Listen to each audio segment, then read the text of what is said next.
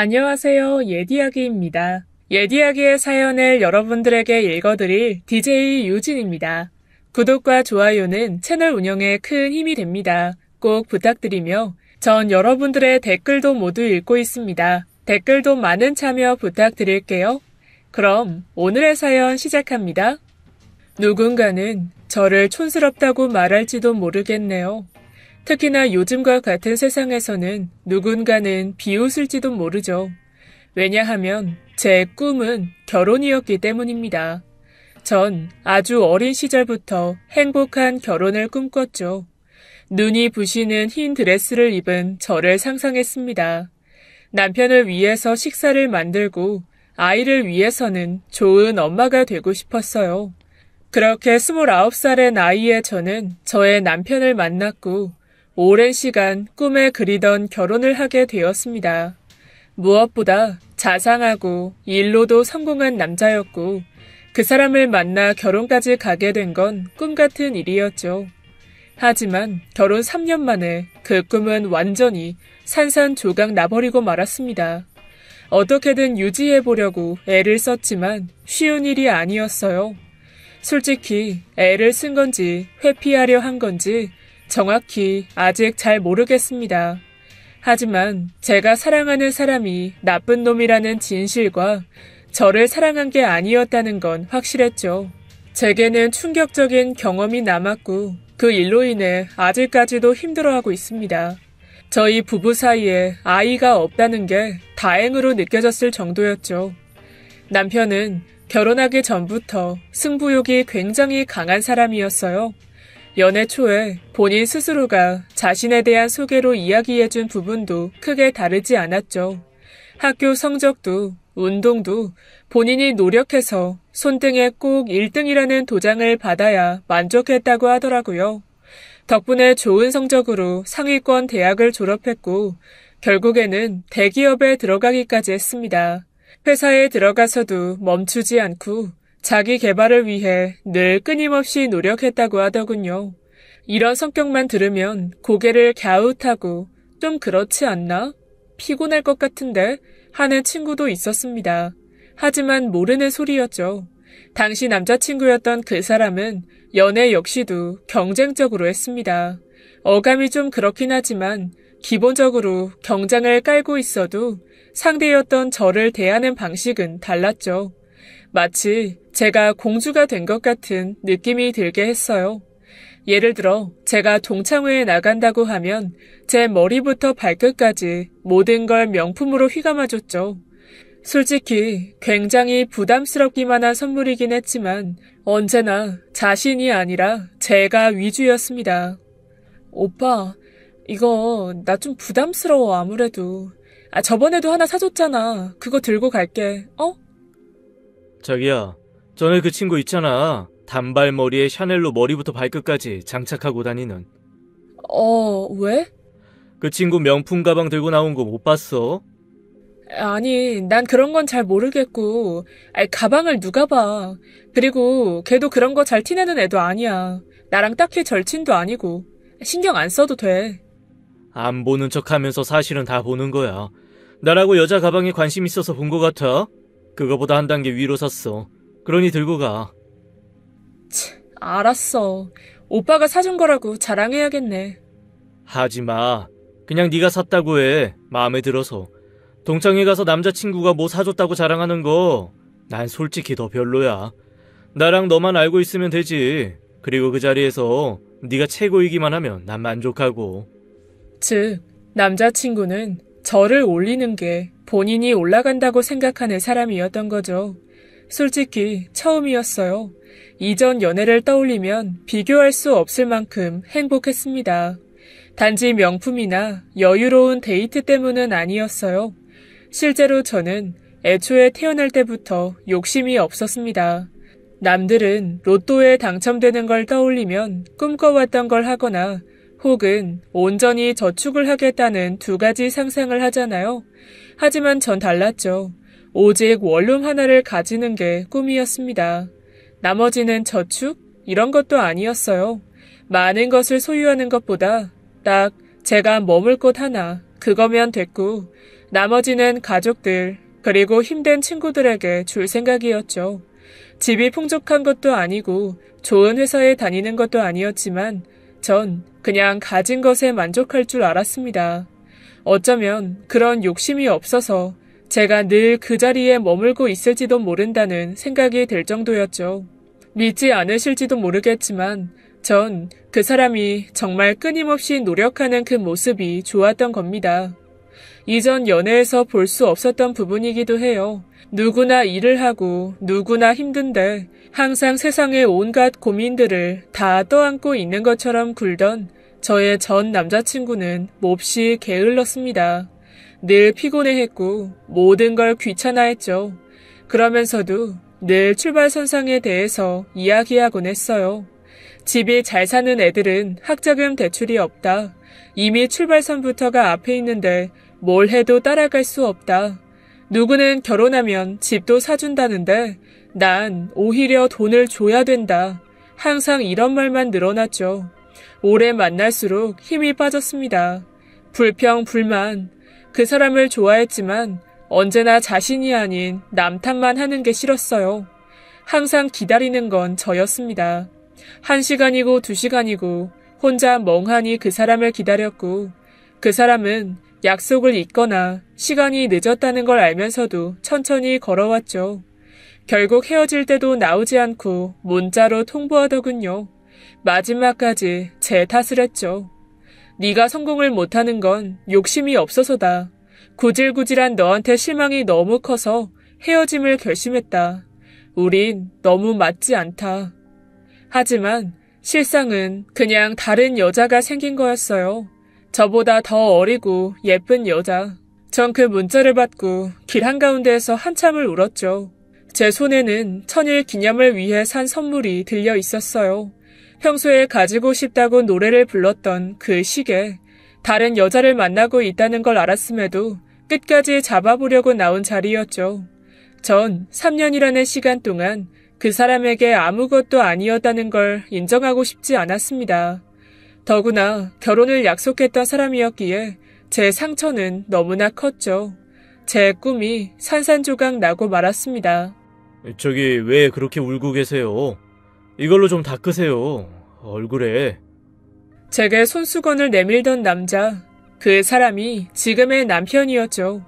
전 한참을 울다가 정신을 차린 뒤에 연신 고맙다고 인사했습니다. 퉁퉁 부은 눈과 흘러내린 마스카라로 엉망인 얼굴이었던 저는 감사의 표시로 제가 들고 있던 시계가 든 종이 가방을 낯선 남자에게 건넸죠.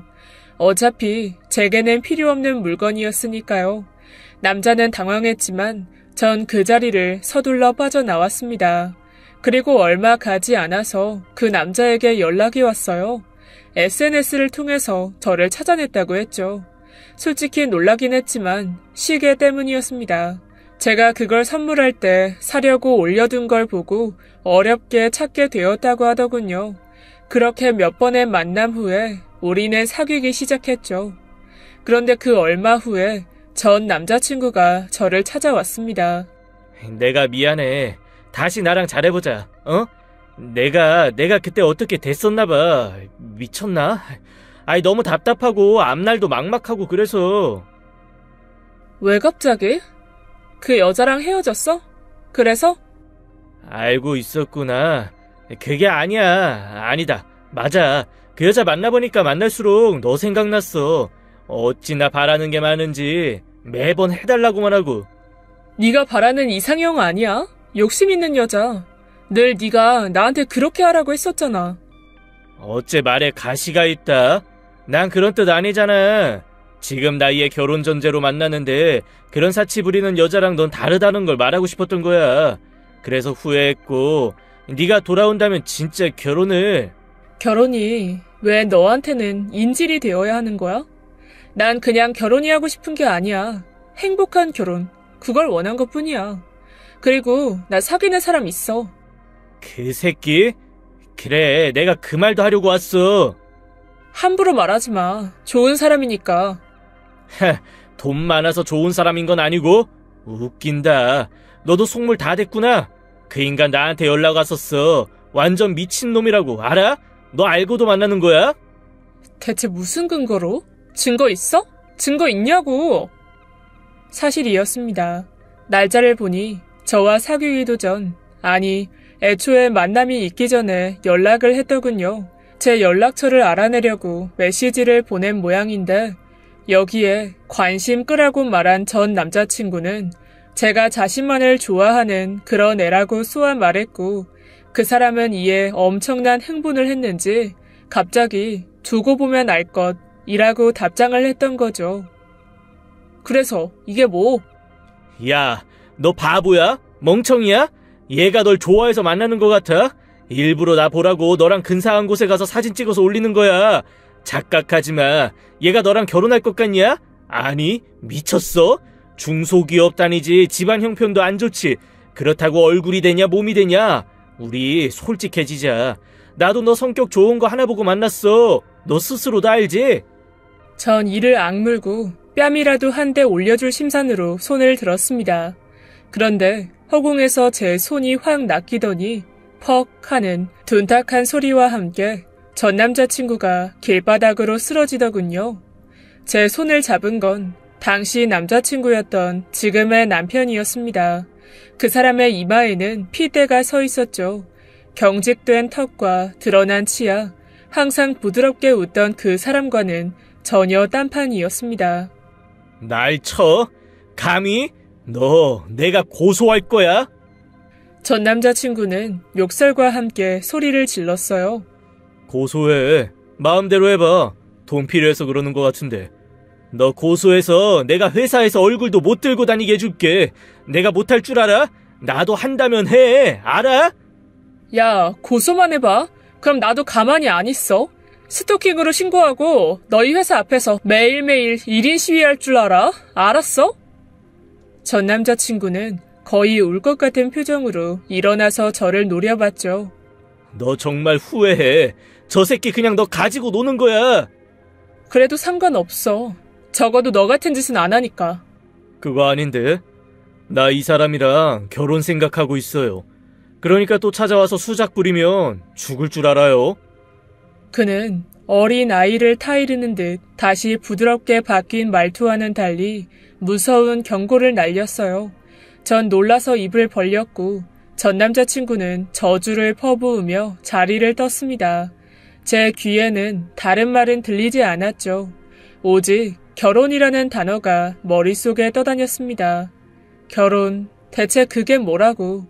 첫 번째 연애가 끝나고 한 번도 그런 이야기를 전엔 꺼낸 적 없었어요. 이전 연애의 실패가 제가 결혼을 재촉했기 때문이라고 단정했기 때문이었습니다. 나 홧김에 말한 거 아니야. 진심이었어. 그 사람이 제 앞에 무릎을 꿇었죠. 그리고는 안주머니에서 작은 상자를 꺼내 제 허리춤까지 들어 올렸습니다. 반지가 들어있었어요. 전 너무 놀라서 입을 막았습니다. 사귄 기간은 3개월. 처음부터 만난 걸 따진다고 해도 겨우 반년 정도 만난 게 전부였기에 당황스러웠죠. 당장 받아달라는 거 아니야. 진심이라는 거지. 처음 만났을 때부터 내 사람이라고 생각했어. 그리고 사귄 첫날에 반지를 샀고 정식 청혼은 아니야. 단지 내가 욱하는 마음으로 결혼 이야기 꺼낸 게 아니라는 뜻. 그 일로부터 딱 1년이 되던 해 저희는 결혼을 하게 되었습니다. 저 자신도 놀랄 정도로 순조롭게 결혼이 진행되었어요. 3년 동안 노력했던 것이 너무 허무하게 느껴질 만큼 빨라서 결혼이란 건 노력으로 되는 게 아니라는 걸 깨닫게 되었죠. 결혼 생활은 굉장히 재미있었습니다. 남편은 늘 저와 사소한 걸로도 내기를 했어요. 새벽이나 일찍 일어나기, 이런 걸로 설거지 당번을 정하기도 했죠. 승부욕이 강한 사람이라 늘 제가 그 사람을 이길 수는 없었지만 그렇다고 저 혼자 하게 내버려 두지도 않았습니다. 제가 설거지를 하면 본인이 나서서 청소기를 돌리곤 했거든요. 하지만 결혼 과정에서 약간씩 걸리는 부분도 존재했습니다. 예전에는 생각을 깊게 하지 않았던 부분이지만 지금 생각하면 그때부터 의심했어야 했는데 하는. 꿈에 그리던 결혼식 날 초대장을 들고 온 전 남자친구가 바로 그 부분이었죠. 오빠, 굳이 초대장까지 보낼 필요는 없잖아. 그렇게 저주를 퍼부었는데 이 정도는 해줘야 군소리 안 하지. 인생의 패배자. 자기 위치를 정확히 알고 있는 게 좋지 않아? 그래서 결혼식을 이렇게 화려하게 한 거야? 솔직히? 그래. 아니라고는 말 못해. 근데 나는 저 녀석이 당신을 놓친 걸 후회하게 해주고 싶어. 이게 당신에게 주는 내 결혼 선물 중에 첫 번째고. 별 문제 없이 넘어가긴 했지만 솔직히 너무 조마조마했어요. 이유는 제 결혼식 내내 울고 있었기 때문이었습니다. 주변에 앉아있던 사람들의 시선도 그쪽으로 쏠리는 건 당연했죠. 저 역시도 결혼식에 온전히 집중하지 못했어요. 미련이 남은 것도 아니지만 딱히 그 사람을 상처 주고 싶지도 않았기에 결혼식은 가시방석과 같았습니다. 제가 상상하던 그런 행복한 결혼식은 보기 좋게 망쳐버렸죠. 그곳에서 유일하게 만족하는 사람은 저의 남편뿐이었습니다. 봐라, 내가 결혼할 거라고 했지? 이런 느낌으로 턱을 치켜든 채로 남자친구를 보더군요. 봐봐, 당신 전 남자친구 있지? 회사에서 잘린 것 같아. 그걸 당신이 어떻게 알아? 나도 모르는데? 내가 이 인간 회사 대표랑 친분이 좀 있거든. 설마 당신이? 에이, 그럴 가치가 없지. 그냥 구조조정 됐다는 소식만 들었지. 내가 일부러 누군가를 밀어내고 하는 게 취미가 있다고 생각해? 애초에 그 인간한테 그 정도 가치가 있는 것도 아니고. 처음에는 질투인가 하는 생각이 들었습니다. 하지만 질투와는 뭔가가 달랐죠. 저와 얼마나 만났는지, 저랑 어디를 갔었는지, 그 사람을 얼마나 좋아했는지에 대한 건 궁금해하지도 않았어요. 단지 저를 버린 그 사람이 지금 어떤 꼴을 하고 사는지에만 집중할 뿐이었습니다. 솔직히 그런 건 복수에 불타오른 남자가 헤어진 여자친구에게나 할 법한 일이죠. 희한하게 제가 중심이 아니라 그 남자가 중심인 묘한 그런 느낌이었습니다. 오늘은 내가 전에 사왔던 옷 입고 가지. 그건 너무 짧고 몸이 너무 드러나서. 자기는 자신감이 너무 없어. 무조건 가슴 큰 게 몸매가 좋은 게 아니야. 비율이 문제라고. 자긴 그 비율이 정말 좋고 어울릴 거야. 믿어봐. 그래도 가슴이 너무 파였잖아. 한 살이라도 어릴 때 입어보는 거지. 나중에는 입고 싶어도 어울리지가 않아. 내 말 믿고 한 번만 입어봐. 이상하면 포기할게. 가장 걸리는 게 바로 부부 동반 모임이었어요. 그곳에 갈 때는 늘 옷 선택으로 인해 작게 싸움이 났죠. 남편의 말이 틀린 건 아니었습니다. 전 자신감이 없었지만 입었을 때 이상하게 보이는 건 아니었죠. 단지 어색할 뿐이었습니다. 그럼에도 입고 싶지 않았던 이유는 따로 있었어요. 바로 부부 동반으로 나오는 파트너가 모두 몸매가 끝내줬기 때문이었죠. 하나같이 늘씬하고 얼굴까지 예뻤습니다. 그러니 저도 계속 비교를 할 수밖에 없었죠. 평범한 사람들 속에 섞여 있으면 전 키도 170이 살짝 넘었고 마른 체형이긴 했지만 다리도 몹시 길어서 몸매 좋다는 말은 많이 들었습니다. 하지만 신은 공평하게도 제게 가슴과 엉덩이는 빼앗아 가셨죠. 평균 사이즈긴 하지만 가슴골이 다 드러나는 옷을 입기에는 절대로 무리인 정도입니다. 부부 동반은 남편의 친구들이 중심이고 여자들끼리는 어떤 연결고리도 없어요. 대부분 좋은 직장, 잘 사는 집의 자제들이었죠. 그래서 그런지 특유의 여유로움과 나른함, 그리고 몸에 배인 매너를 가지고 있었습니다. 특히나 심히 부담스러울 정도로 매너가 굉장히 좋았죠. 전 그게 껄끄럽고 이상하게 보이는데 다들 아무렇지 않게 생각하는 것 같아서 더 불편한 자리이기도 했습니다. 그중에 제일 불편하게 한 건 남편의 동창이었어요. 중학교 동창인 그 사람은 남편과는 굉장히 친하기도 했지만 오랜 시간 경쟁자이기도 했다고 해요. 직업은 치과 의사였죠. 와, 재수씨. 오늘 눈이 너무 부시네요. 너무 예뻐요. 에이, 친구 너무 부럽다. 네, 바로 이런 말입니다. 과한 칭찬은 그렇다고 쳐도 자꾸만 남편에게 부럽다고 말하는 게 문제였죠. 왜? 그 친구 옆에 엄연히 아내가 앉아 있었기 때문이었습니다. 그럼에도 불구하고 제 손등을 살짝 터치하거나 흘러나온 머리카락을 귀 뒤로 넘겨주거나 했죠. 이게 정상적인 건 아니지 않나요? 그래서 몸을 빼고 둘러보면 정말 그 자리에 모인 사람들이 상대 아내에게 입에 묻은 걸 닦아준다거나 선물을 해준다거나 하는 모습이 보였습니다.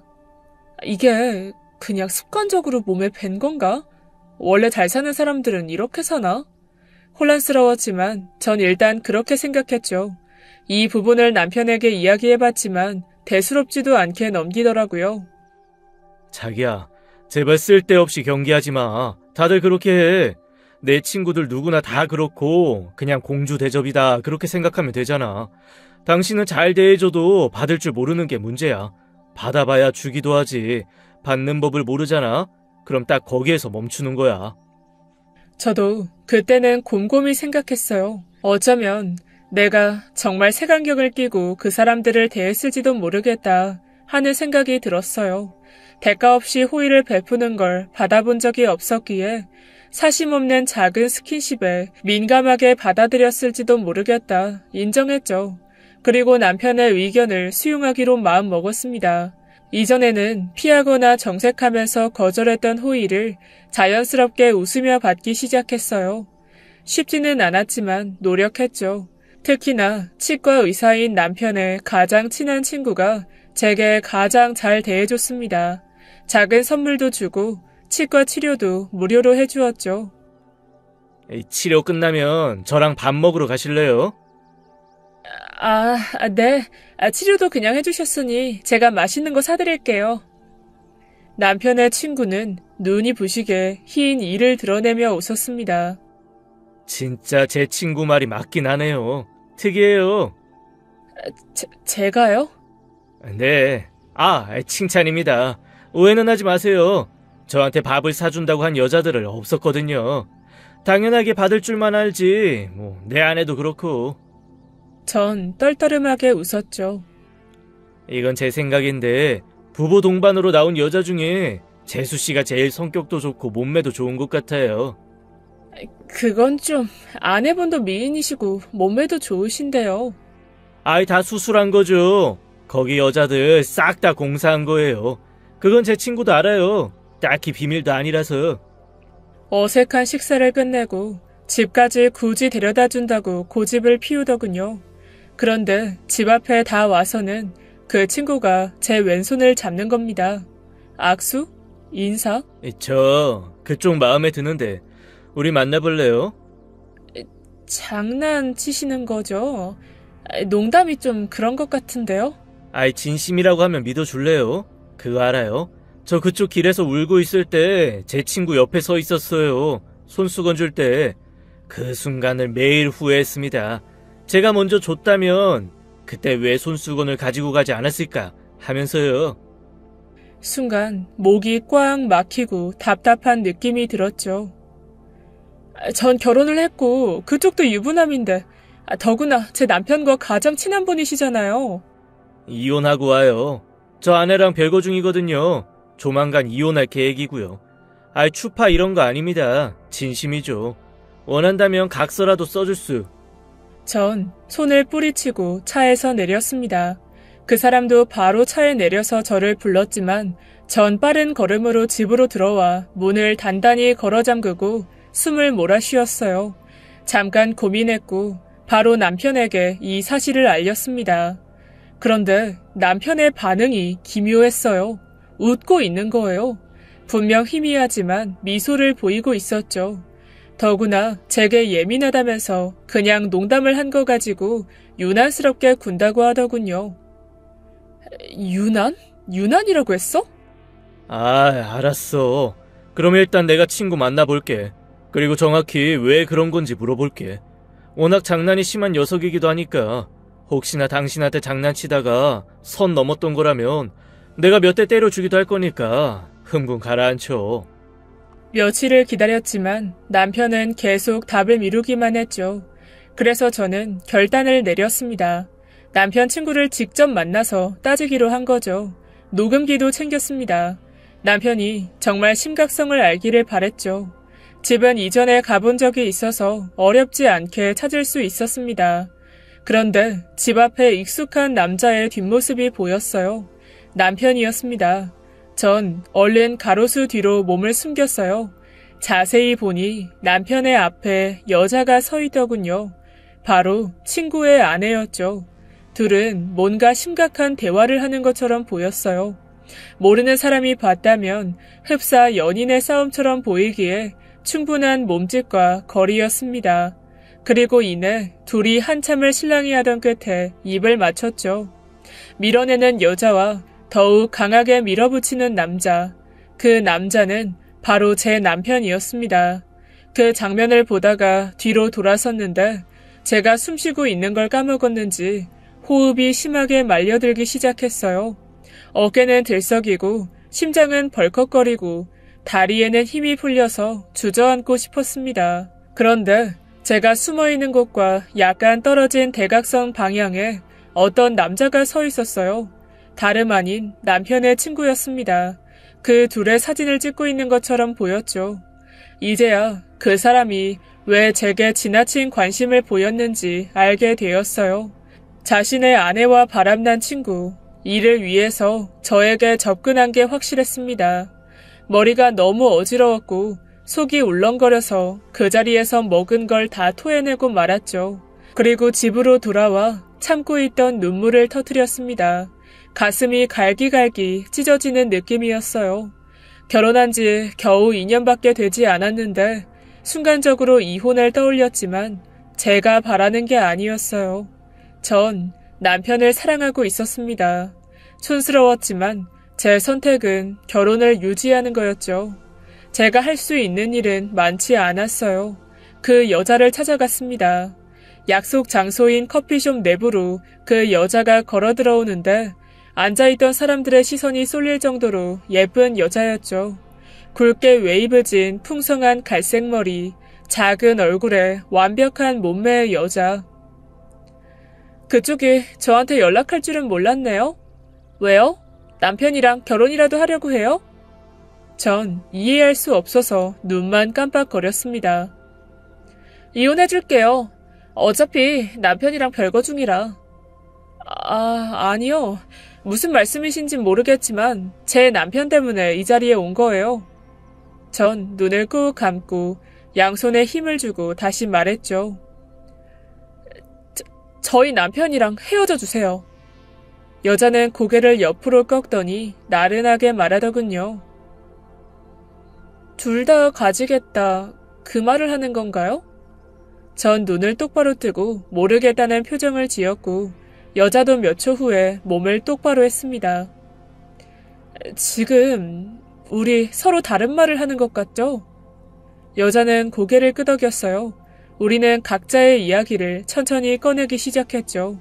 무려 3시간 동안 그 이야기에서 얻을 수 있었던 건 그 여자는 남편의 여자 문제로 이혼을 준비하고 있었는데 그 사이에 제 남편이 끼어들었답니다. 둘이 가까워진 건 자신의 남편의 바람 상대가 바로 저라고 생각했기 때문이었다 했죠. 일종의 복수심에 몇 번 사적으로 만나긴 했지만 제 남편에게는 관심도 없다고 하더군요. 자기 스타일이 아니라며. 부부동반 모임에서 제 남편이 자꾸 추근거리기에 혹시나 했어요. 근데 그쪽 남편이 저한테 찾아와서 당신 아내랑 친구가 바람을 피운다고 얘기했어요. 그리고 제게 복수를 해주자면서 접근한 거고요. 고백을 받긴 했지만 바람을 피우진 않았어요. 그런데 남편한테 이 사실을 말해도 안 믿길래 녹음이라도 하려고 찾아갔는데 그쪽이랑 제 남편이 키스를 하고 있었고요. 그쪽 남편분이 사진을... 그때 여자가 테이블을 쾅 하고 양손으로 쳤습니다. 이혼 때문에 증거를 모으고 있었구나. 그걸 도운 거고. 그 미치. 그 두 놈들 진짜 정신병자인 거 알아요? 모르죠? 아니, 부부동반 거기 있는 놈들이 다 미쳤어요. 알아요? 그게 무슨 말인지. 저 꽤 오래전부터 그 모임에 있었거든요. 결혼 전에는 커플 모임이었죠. 남자들은 그대로야. 근데 여자들은 계속 바뀌었어요. 무슨 테스트? 그런 걸로 계속 서로의 여자친구를 꼬셨으니까 감히 나한테 그런 짓을 하진 못할 거라고 생각했는데. 여자는 분이 풀리지 않는다는 듯 아이스 커피에 얼음을 털어놓고 씹었죠. 유치하게 결혼하면 좀 바뀔 줄 알았더니 결혼 2년 겨우 넘어가는데 어째 똑같아? 저도 딱 그런데 이제 몇 달 있으면 3주년인데. 전 씁쓸하게 웃어 보였어요. 혹시 날짜가 어떻게 돼요? 9월 20일이요. 여자가 헛웃음을 흘리더니 자신도 결혼 날짜가 똑같다고 했습니다. 둘은 끊임없이 경쟁을 해왔다고 덧붙여 이야기했죠. 맞아요. 그 두 친구는 결혼식마저 누가 먼저 하는가로 내기를 했던 것 같습니다. 그리고 이야기를 해보니 저에게는 애정 테스트를, 상대 여자에게는 원활한 이혼을 위한 증거 수집을 위해 서로가 서로의 아내를 유혹하고 있었던 거였죠.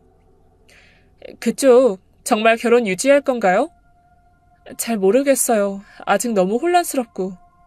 저희 집은 돈 좀 있거든요. 그래서 병원도 내가 해줬고 남편은 아주 탈탈 털어서 알거지로 만들어줄 거고요. 그쪽 남편도 성추행이랑 스토킹으로 고소할 거예요. 전 고개를 천천히 끄덕였습니다. 하셔야죠. 그렇게 하세요. 진짜 답답하네.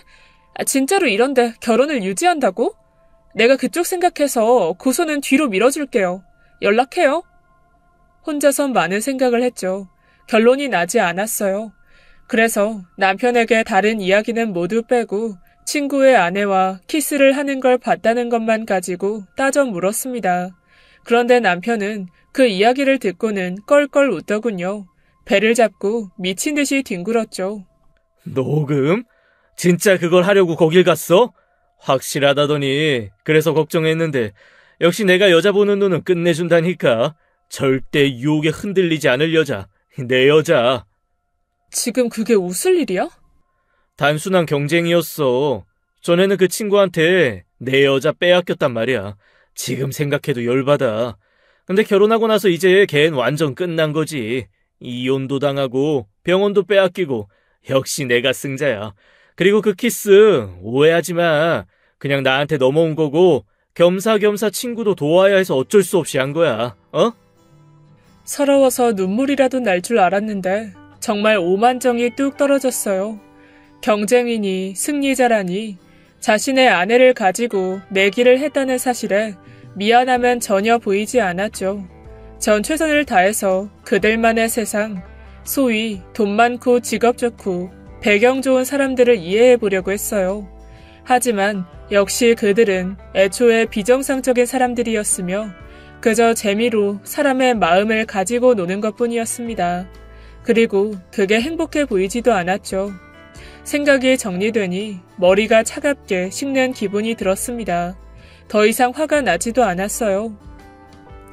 우리 여기까지인 것 같아. 그만하자. 그게 무슨 말이야? 지금 이혼이라도 하자는 거야? 후회할 짓 하지 마. 나 같은 남자가 흔한 줄 알아? 아무 조건 없이 이렇게 잘 대해줄 사람이 있을 것 같아? 내기 이런 것 때문에 그래? 그냥 장난이잖아. 그리고 그 덕분에 자기를 더 신뢰할 수 있게 된 것도 있고. 아니야? 그래. 꼭 죽을 때도 먼저 가는 걸로 내기해. 그리고 당신이 이기기를 바랄게. 파이팅. 전 이혼을 결심했습니다. 딱히 할 건 없었어요. 고맙게도 남편 친구의 아내분이 변호사를 통해서 잘 처리해 주셨죠. 증거도 충분히 있었고 증언도 해줬습니다.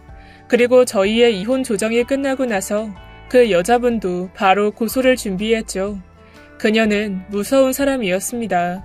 정말 자신의 남편을 탈탈 털어서 병원에서 쫓아냈어요. 그리고 제 남편 역시도 고소를 당했습니다. 아주 끈질기게 여러 번에 걸쳐서 다양한 죄명으로 출석하게 만들었죠. 고작 대기업 직원의 의사 타이틀? 개나 줘. 사람 잘못 건드렸어. 둘 다 부셔버리겠어. 같은 여자가 봐도 심장이 두근거릴 정도로 멋진 여자였습니다. 그리고 저와는 금방 친구가 되었죠. 제 남편이 회사에서 잘릴 때까지 절대로 놔주지 않을 거라며 이를 갈고 있었어요. 제게는 시원한 복수는 아니었지만 제법 위로는 되었습니다. 저의 결혼은 그렇게 몇 달 만에 끝이 나고 말았어요. 별거 아닌 결혼이라는 꿈이 세상에서 가장 어렵다는 걸 알게 되었죠. 딱히 후회하진 않습니다.